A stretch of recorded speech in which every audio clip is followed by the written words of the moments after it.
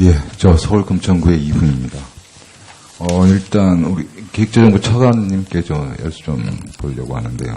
네. 아까 그 가계부채 동향 전체 기조와 관련해서 보니까 잘 관리되고 있다라는 느낌을 받았습니다. 일단 보고 자체는. 근데 일단 가계부채 전체 규모가 저희 보고에 봤던 2016년 3월 말 1224조 원이라고 하는데 하는 통계는 좀 다르죠? 그건 이제 커버리지가 달랐습니다. 하는 통계는 이제 그 가계부채뿐만 아니라 비영리법인 예. 부채까지 들어가기 때문에요. 그분은 그 우리가 말하는 가계부채를 좀 포괄하는 게 아니고 지금 저희가 말씀드린 예, 일단 오케이. 그렇습니다. 그렇게 어쨌든 지금 현재 통계 자체가 자꾸 달라서 특히나 우리 국민들이나 받아보는 사람 입장에서 보면은 이 정부 신뢰가 자꾸 떨어지는 부분이 있으니까 조금 감안해 주셨으면 고맙겠고. 네네.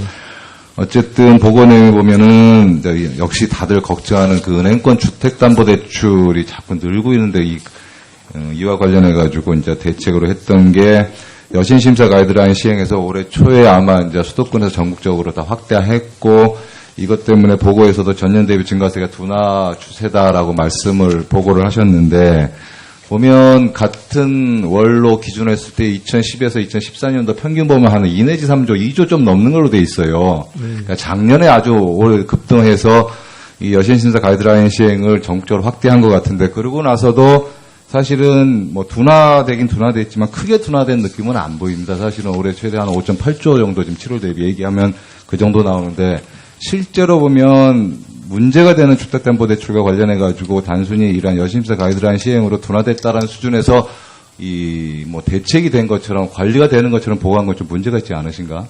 어떻게 보시는지 모르겠네요. 그 작년에 이제 가계부채가 늘어난 거는 뭐 여러 가지 이유가 있습니다만은 작년에 이제 아시다시피 그 주택거래가 이제 활성화됐었습니다. 예. 그렇기 때문에 그 부분에 대해서 이제 저희가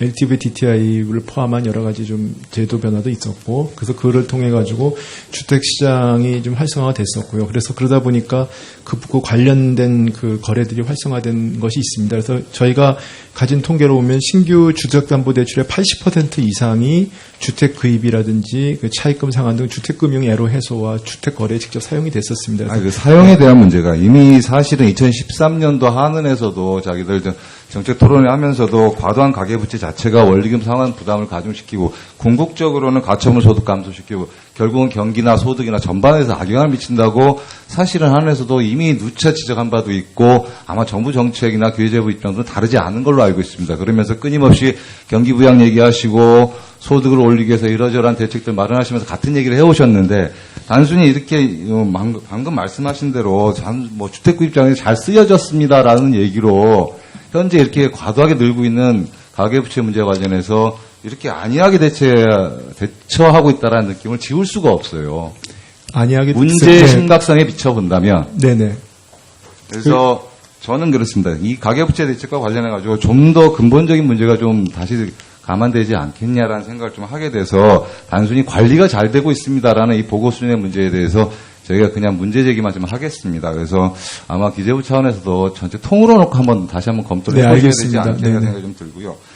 이 국토부 장관님께 좀 여쭤보고 이게 누구한테 여쭤봐야 될지 저도 잘 모르겠는데 저는 어차피 보고하실 때 보면은 전체적으로 전세가 월세로 전환되고 있다라는 이 기조에 대해서는 뭐 다들 공감하고 계시고 그러면서 이제 월세 상한 문제가 계속 제기가 됩니다. 근데 월세 상한에 대해서 규제를 해야 되는 거 아니냐라는 얘기 듣는 중에 하나가 정부에서도 나온 입장이지만 전세 가격 실질 상승이 1%포인트 상승할 때마다 사실은 소비의 증가율 0.44% 거의 0.5% 가까운 것을 감소시킨다고 나오고 있습니다.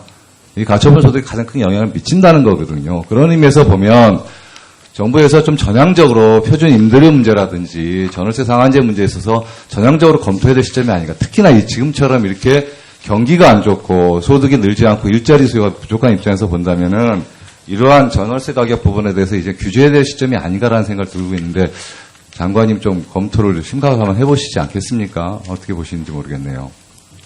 그래서 지난 그 2년 서민주거복지특별위원회에서도 이 문제 가지고 뭐 치열하게 우리 김상희 위원장님 을 비롯한 그런 그 위원님들하고 그 많은 그 논리적 경론도 버리고 그래서 나온 게 얼마 전에 그 법무부에서 보고 드린 그런 부분까지로 타결이 돼서 이게 사실은 협상의 문제거나 이게 논의의 문제가 아니고 예. 현실적으로 시장에서 이러한 월세 부담이나 전세 부담이나 같이 가처분 소득에 끊임없이 영향을 주고 궁극적으로는 소비를 위축시키고 이게 우리 경제 전체에 악영향을 미치고 있다는 것 측면 때문에 드리는 말씀이니까 다시 한번 검토를 좀 해주시기를 부탁드리겠습니다. 그리고 이 안심전환대출 관련해서는 금융위에 대한 말씀 좀 드려야 될 것 같은데 안심전환대출 뭐 잘하고 있다는 걸로는 알고 있는데 궁극적으로 실행분 전체 보면은 한 31조 7천억을 안심전환대출을 했습니다. 해가지고 뭐 이러저러한 혜택들을 줬다고 정부에서 발표를 하는데 이 신용 등급별로 따져보니까 1등급에서 3등급 사이 그래도 좀 신용 등급이 괜찮으신 분들이 이 전환한 비율이 79%입니다. 나머지 6등급 이하는 겨우 한 5.6% 정도 전환을 했는데 안 그래도 저신용자가 갖고 있는 이 대출 부담이나 원리금 부담이 상당히 셉니다. 그런 의미에서 보면 이 저신용자에 대한 대출 전환 혜택을 좀 더 늘릴 방안이 없으신지 좀 여쭤보고 싶네요. 예, 의원님 말씀하신 대로 맞습니다. 그런데 기본적으로 이 안심전환대출은 부동산 담보대출을 안심전환대출로 해서 고정 분할 상환으로 바꿔주는 거기 때문에 기본적으로 대상 자체가 조금 신용도가 높은 사람을 대상으로 하게 됩니다만 그러나 월 평균 소득이라든지 또는 이 차질 평균 소득이 한 4천만 원 정도 돼서 이게 보금자리론 대출자와도 비슷하고요. 그 다음에 제가 지금 현황을 듣고자 하는 게 아니고 그 다음에 말씀하신 것과 관련해서는 또 기본적으로 주택의 평균 가격이 한 2.9억 원이고 6억 원 초과 주택 비중은 4.7%에 불과합니다. 말씀하셨던 저신용자에 대한 부분은 저희가 또 달리 다른 어떤 노력을 통해서 하겠습니다. 예를 들어서 4대 정책 서민금융을 통해서 저희가 적극적으로 규모를 확대를 하고요. 그 다음에 저희 이미 최고금리도 인하를 했습니다. 그리고 전체적으로 또 진흥원이 설립이 되면 저신용자에 대한 또는 저소득자에 대한 전체적인 금융 접근성을 확대해 나가는데 하여간 노력을 하도록 하겠습니다.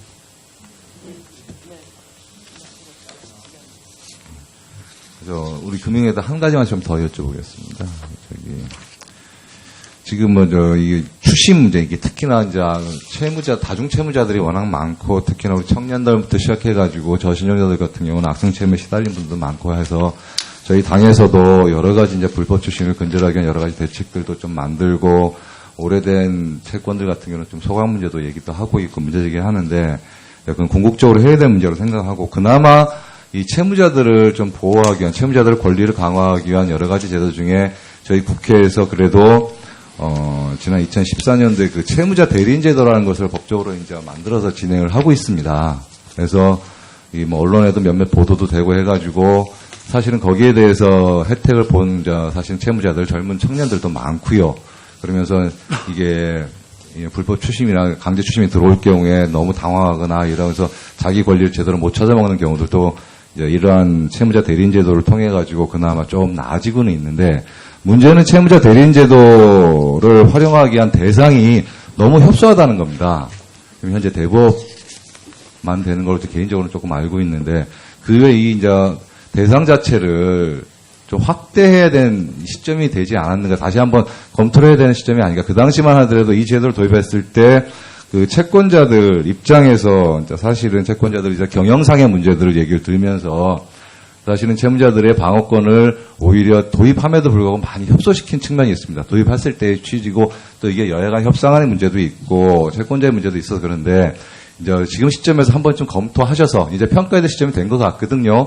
너무나 이 대상이 협소하기 때문에 단순히 대법뿐만이 아니고 일반 여신금융기관이나 아니면 신용정보회사나 자산관리자 등 이 좀 더 대상을 확대해야 될 측면들까지 고려해서 한번 좀 평가해야 될 시점이 되지 않나 생각하는데 한 평가를 한번 해보실 의지는 있으신지 모르겠습니다. 제도에 대해서. 예, 저희도 하여간 다시 한번 검토를 해보겠습니다만은 지난 국회 법사위에서도 이 부분에 대한 여러 가지 효과적인 측면과 부작용적인 측면에 대한 논의가 있었던 걸로 알고 있습니다. 하여간 다시 한번 저희도 검토는 하도록 하겠습니다. 네, 수고하셨습니다. 다음은 새누리당의 정유섭 의원님 질의해 주시겠습니다.